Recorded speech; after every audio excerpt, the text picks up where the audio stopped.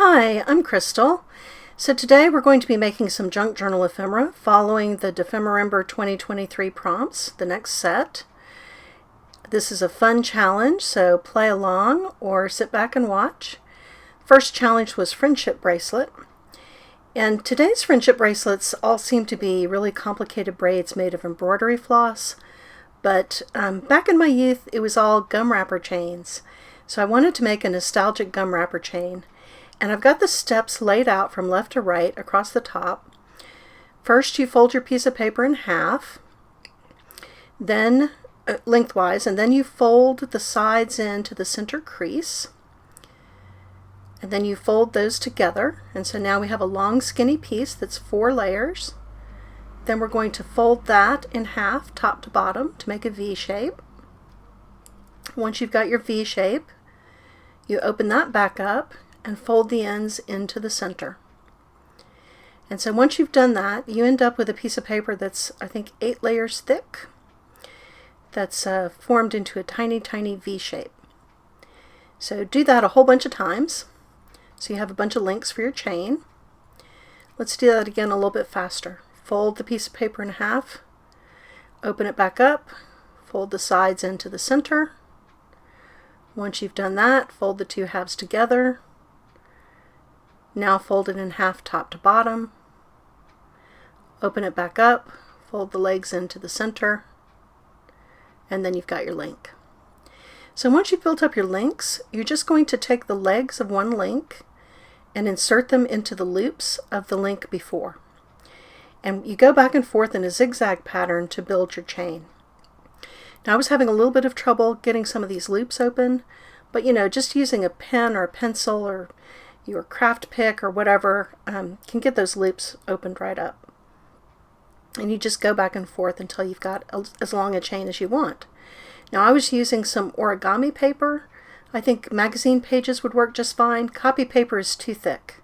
It needs to be really, really lightweight paper. Gum doesn't seem to come in the right kind of gum wrapper these days, so just have to cut those down to 1 inch by 2 3/4 inches, or anything that's in the same ratio.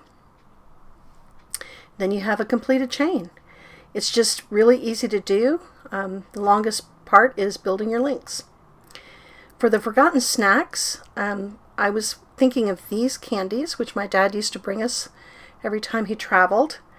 And I'm going to build a shaker window the cheaty way by using a zip top bag. So you need something to make a frame, and you want the interior window of your frame to be about the size of your zip top bag. Now I'm using a little jewelry bag for this, but even so it's a little bit too big because I want something circular because of this candy that I'm thinking of.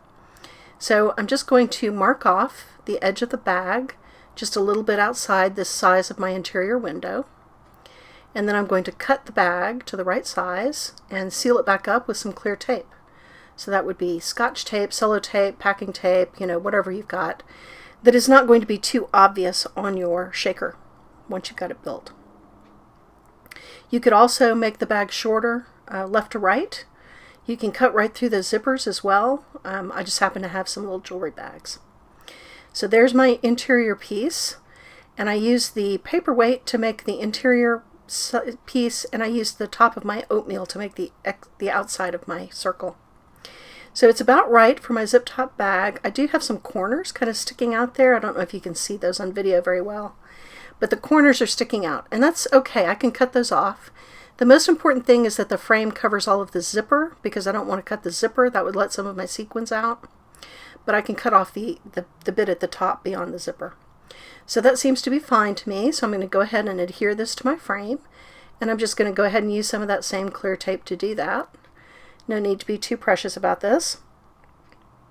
And once I've got the shaker fixed into place, I'll just take my scissors and cut off the corners so that they fit inside the frame that I've built to resemble the candy tin. And then I'm going to put the second frame that I've made on the other side, and then I'll have my completed candy shaker. And I will use a gold pin to put on the gold leaf edge to this candy tin. The next prompt was spaghetti box window, and the pasta that we buy doesn't have a window in the box, but the candy that I bought to put in Christmas stockings definitely does have a window. So I saved the front of the bags for this candy, and I die cut some frames. Then I put some double-sided tape on the frames to mount my very weak, flimsy bag to give it a little bit of stability. I am using double-sided tape because PVA glue doesn't like to stick to plastic, and I put a frame front and back to make a nice sturdy window. Not sure what I'm going to do with these, but I see some possibilities. I did go ahead and decorate the fronts with some paper flowers out of my stash to hide the writing. The last prompt is me and my crush, and for this I used a die that's meant to build an Edison bulb, light bulb, and I cut out some transparency film for the light bulb piece and a little bit of silver paper for the base.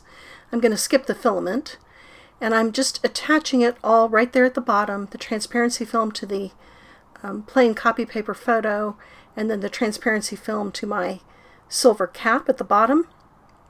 And then I'm just going to cut around the photo. I guess I could have put the photo on the die and cut that out at the same time. I just didn't think about it. And I used a light bulb for this prompt because it is a good idea to think about whom you are marrying. I've been married for 33 years. That is a relationship that lasts for a really long time. And in my case, it was a good idea. I chose well. So I hope that you are equally fortunate. Thank you for joining me today.